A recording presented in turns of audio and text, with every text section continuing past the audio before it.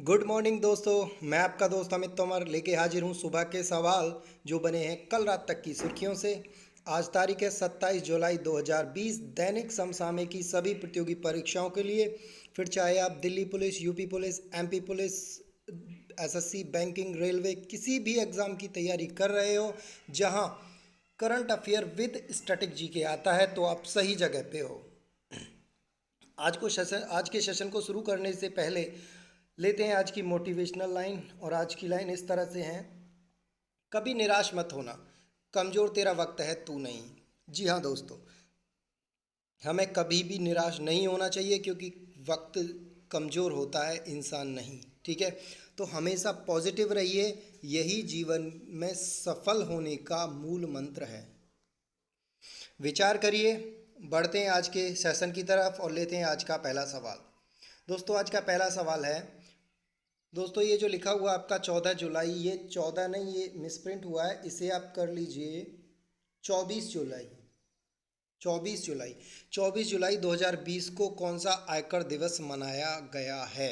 आपके ऑप्शन है ए 60वां, बी 160वां, सी 171वां और डी 150वां। दोस्तों आपका राइट आंसर होगा ऑप्शन नंबर बी, 160वां आयकर दिवस मनाया गया है। पूरी खबर जानने के लिए चलिए बढ़ते हैं आगे। दोस्तों केंद्रीय प्रत्यक्ष कर बोर्ड ने 24 जुलाई को अपना 160वां आयकर दिवस मनाया।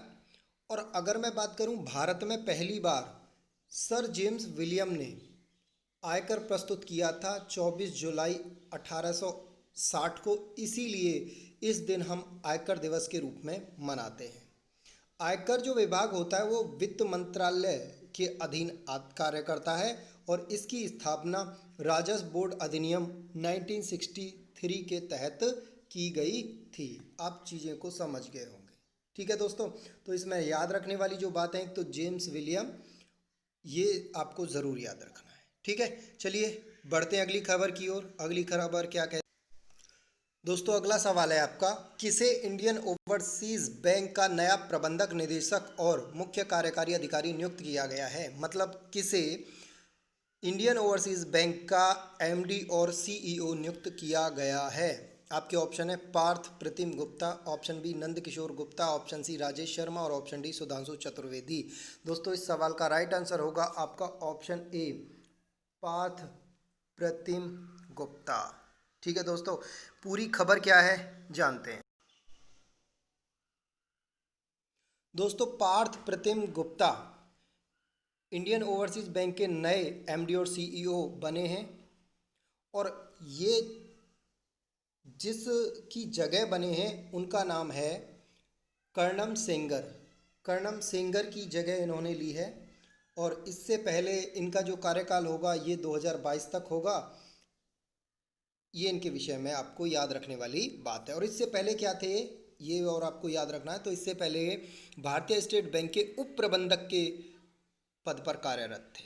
ठीक है दोस्तों, चलिए बढ़ते हैं अगले प्रश्न की तरफ। अगला प्रश्न है दोस्तों, किस स्पेस एजेंसी ने ब्रह्मांड का अध्ययन करने के लिए मिशन एस्टोरोस लॉन्च करने की घोषणा की है? दोस्तों लॉन्च करने की घोषणा की है। ऑप्शन है आपके इसरो, आरपीएसए, ईएसए और नासा। दोस्तों आपका राइट आंसर होगा नासा। हाँ जी, नासा ने ब्रह्मांड का अध्ययन करने के लिए एक मिशन लॉन्च करने की घोषणा की है। क्या है पूरी खबर, आइए जानते हैं।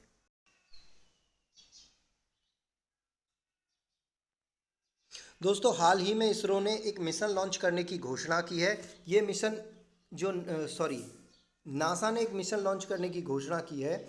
ये जो मिशन है वो वर्ष 2023 के अंत तक लॉन्च किया जाएगा और इस मिशन का नाम है एस्टोरोस। इस मिशन जो होगा ये अंटार्कटिका महाद्वीप से लॉन्च करेंगे और 3 सप्ताह तक महाद्वीप की वायु धाराओं का अध्ययन करेंगे, उसके बाद इसे लॉन्च किया जाएगा। इस मिशन में है क्या दोस्तों, आपको ये ऊपर एक गुब्बारे जैसी संरचना दिखाई दे रही होगी। तो ये इतना बड़ा गुब्बारा है कि ऐसे समझो आप फुटबॉल के स्टेडियम के जितना बड़ा। हाँ जी, ये जो गुब्बारा है वो फुटबॉल के स्टेडियम के जितना बड़ा गुब्बारा है। और इस गुब्बारे में जो गैस भरी है वो हीलियम गैस इस गुब्बारे के अंदर भरी जाएगी। ठीक है दोस्तों, ये थी इसकी पूरी कहानी। और बढ़ते हैं आगे। इसमें दोस्तों क्या है कि ये जो हीलियम गैस भरी जो गई है, ये इस गुब्बारे का जो टेम्परेचर होगा उसे कंट्रोल करने में सहायक होगी। और आपके सामने लिखा हुआ है, एस्ट्रोस का पूरा नाम भी आपके सामने लिखा हुआ है, आप यहाँ से नोट कर सकते हो। ठीक है दोस्तों, बढ़ते हैं अगले प्रश्न की तरफ। अगला प्रश्न क्या कहता है दोस्तों? अगला प्रश्न है आपका, टाटा AIA लाइफ लिमिटेड का नया MD और CEO किसे नियुक्त किया गया है? आपके ऑप्शन है Vijay Shankar, option B SK Rathore, या ऑप्शन सी नवीन तहिलानी, और ऑप्शन डी सुमित कोठारी। दोस्तों इस सवाल का आपका राइट आंसर होगा ऑप्शन नंबर सी नवीन तहिलानी। क्या है पूरा मामला, समझते हैं। दोस्तों नवीन ताहिलानी को टाटा AIA लाइफ लिमिटेड का नया CEO और MD नियुक्त किया गया है। ताहिलानी की किसकी जगह लेंगे? उनका नाम है ऋषि श्रीवास्तव। हाँ जी,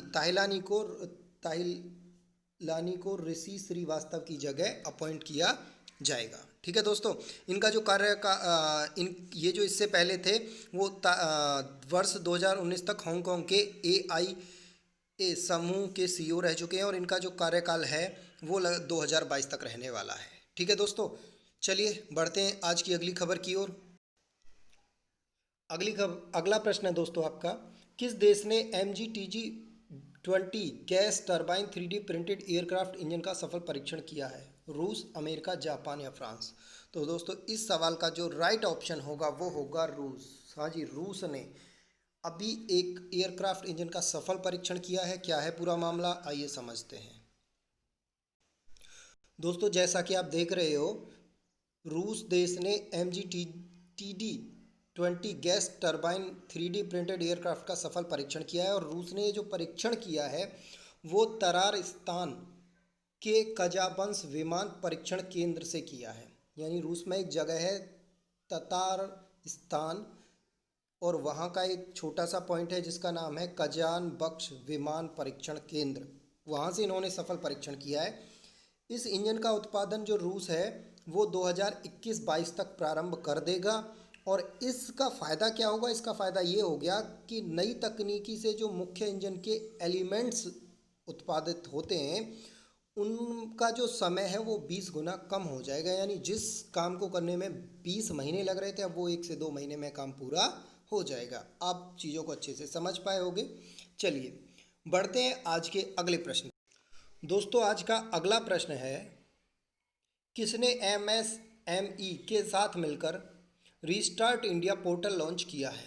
आपके option, Bharatiya State Bank, option B Muthoot Fincorp, option C DRDO, और ऑप्शन डी IIT दिल्ली। दोस्तों आपका राइट ऑप्शन होगा option number B Muthoot Fincorp. ठीक है दोस्तों, बढ़ते हैं आज के अगले सवाल की तरफ। अगला सवाल क्या कहता है आपका? इम्पोर्टेंट सवाल है आज का, और ये सवाल आपके आगामी किसी न किसी एग्ज़ाम में अवश्य आएगा दोस्तों। तो इस सवाल को इम्पोर्टेंट नोट कर लो, मैं भी लिखे देता हूँ इस सवाल पे इम्पोर्टेंट इस सवाल को नोट कर लिया जाए। ठीक है, सवाल क्या है दोस्तों? ब्रिक्स मानद सलाहकार के रूप में किस IPS अधिकारी को नियुक्त किया गया है? Option A Manoj Kumar, option B Lalit Jaiswal, या ऑप्शन सी अवनी शेखावत, और ऑप्शन डी टीना डाबी। टीना डाबी को दोस्तों नियुक्त किया गया है। और अब टीना डाबी के विषय में आप सब जानते हैं कि टीना डाबी वर्ष 2016 की IAS बैच की अधिकारी हैं, और ये अपने बैच की टॉप पर हैं। हाँ जी, इन्होंने टॉप किया था टीना डाबी ने। ठीक है, चलिए बढ़ते हैं आज के अगले प्रश्न की तरफ। और आज का अगला प्रश्न है, किस राज्य सरकार ने अपना पहला प्लाज्मा बैंक स्थापित किया है? Option A Maharashtra, option B Uttar Pradesh, option C Rajasthan, और ऑप्शन डी सिक्किम। दोस्तों इस सवाल का राइट आंसर होगा आपका ऑप्शन नंबर सी राजस्थान। हाँ जी, राजस्थान सरकार ने अपना पहला प्लाज्मा बैंक स्थापित किया है। क्या है पूरी खबर, आइए विस्तार से समझते हैं। चलिए दोस्तों समझते हैं। दोस्तों सबसे पहली बात यह है कि प्लाज्मा बैंक क्या है। जैसे आपने ब्लड बैंक सुना होगा, वैसे ही प्लाज्मा बैंक है। यानी कोरोना महामारी के चलते कुछ बैंक बनाए गए हैं जिन्हें हम प्लाज्मा बैंक कहते हैं। यानी जो मरीज कोरोना से ठीक हो गए हैं उनके अंदर से प्लाज्मा निकाला जाता है और वो दूसरे व्यक्तियों में पहुंचाया जाता है। उससे क्या होता है कि जो व्यक्ति संक्रमित हैं उनके अंदर एंटीबॉडी बनने लगती है कोरोना से लड़ने के लिए, और वो ठीक होने में जल्दी ठीक होने लगते हैं। ठीक है, तो राजस्थान सरकार ने जयपुर में अपना पहला प्लाज्मा बैंक स्थापित किया है। और अगर आपसे पूछा जाए दोस्तों, अगर आपसे पूछा जाता है कि भैया भारत का पहला प्लाज्मा बैंक कहाँ स्थापित किया गया, तो भारत का जो पहला प्लाज्मा बैंक था वो स्थापित किया गया दिल्ली में। ठीक है दोस्तों, दिल्ली में भारत का सबसे पहला प्लाज्मा बैंक स्थापित किया गया। और दिल्ली का जो बैंक है वो राष्ट्रीय स्तर का प्लाज्मा बैंक है। ठीक है, अभी राष्ट्रीय स्तर के प्लाज्मा बैंक तमिलनाडु में भी खुलने जा रहा है। जल्दी ही तमिलनाडु में राष्ट्रीय स्तर का प्लाज्मा बैंक खुलने जा रहा है। ठीक है दोस्तों, तमिलनाडु में। और मैं आपको बता दूं, हाल ही में महाराष्ट्र सरकार और आपका केरल सरकार, उड़ीसा सरकार, इन्होंने भी अपने यहाँ प्लाज्मा बैंक खोलने की घोषणा की है। ठीक है दोस्तों, चलिए बढ़ते हैं आज के अगले प्रश्न की तरफ। दोस्तों, आज का अगला सवाल है, केंद्रीय स्वास्थ्य मंत्रालय के नए स्वास्थ्य सचिव कौन बने हैं? Option A Rajesh Bhushan, option B Robin Singh, option C Lav Agarwal और ऑप्शन डी हर्षवर्धन। दोस्तों, इस सवाल का राइट आंसर होगा आपका राजेश भूषण। हाँ जी, राजेश भूषण बने हैं केंद्रीय स्वास्थ्य मंत्रालय के नए स्वास्थ्य सचिव। अब यहाँ आपको दो प्रश्न बताने हैं। प्रश्न नंबर 1, लव अग्रवाल कौन है? ये आपको इतना मैं बता रहा हूँ, स्वास्थ्य विभाग से ही संबंधित हैं। और दूसरा आपको बताना है हर्षवर्धन, ये भी स्वास्थ्य मंत्रालय से ही संबंधित हैं। तो दोनों के विषय में बताना है कि लव अग्रवाल कौन है और हर्षवर्धन कौन है। ये आप मुझे कमेंट बॉक्स में ज़रूर ज़रूर ज़रूर कमेंट करके बताएं। ठीक है दोस्तों, चलिए बढ़ते हैं आज के अगले और आखिरी सवाल की ओर। और क्या कहता है आज का आखिरी सवाल? आज का आखिरी सवाल है, मध्य प्रदेश का नया राज्यपाल किसे नियुक्त किया गया है? आपके ऑप्शन इस तरह से हैं, सत्यपाल मलिक, आनंदीबेन पटेल, कल्याण सिंह, लालजी टंडन। तो दोस्तों, आपका राइट ऑप्शन होगा आनंदीबेन पटेल। दोस्तों, यहाँ आपको प्रश्न बताने हैं। पहला प्रश्न, आनंदीबेन पटेल मध्य प्रदेश से अलग दूसरे किस राज्य की राज्यपाल है? एक तो आपको ये बताना है। ठीक है, दूसरा आपको क्या बताना है? दूसरा प्रश्न आपको बताना है कि एक राज्यपाल दो या दो से अधिक राज्यों का राज्यपाल हो सकता है, ये संविधान के किस आर्टिकल में लिखा हुआ है? बात समझ में आ गई दोस्तों दोनों क्वेश्चन? तो आप ये दोनों क्वेश्चनों के आंसर आप मुझे कमेंट बॉक्स में ज़रूर करिएगा। ठीक है, चलिए बढ़ते हैं आज की इंपॉर्टेंट बुक्स की तरफ। और आज की पहली इंपॉर्टेंट बुक है reset regaining India's economy legacy, जो लिखी गई है सुब्रमण्यम स्वामी के द्वारा। सुब्रमण्यम स्वामी अब तक चर्चा में नहीं थे, लेकिन आज हम इन्हें चर्चा में ले आए। और दूसरी बुक बहुत इंपॉर्टेंट है, एग्जाम पॉइंट ऑफ व्यू से आने वाले किसी ना किसी एग्जाम में ज़रूर ये आपसे पूछी जाएगी। ए प्राइम मिनिस्टर टू रिमेंबर किसके द्वारा लिखी गई है? ये लिखी गई है farmer navy chief Sushil Kumar के द्वारा। और ये जो बुक है ये श्री अटल बिहारी वाजपेयी जी के, अटल जी के जीवन पर आधारित है। यानी अटल जी के बारे में इन्होंने इस बुक में लिखा है। तो उम्मीद करता हूँ आपको ये सेशन बहुत ही अच्छा लगा होगा। अगर आपको ये सेशन पसंद आया तो आप इसे अपने दोस्तों के साथ शेयर करना ना भूलें। चलिए मिलते हैं कल की क्लास में, तब तक घर पे रहिए, सुरक्षित रहिए।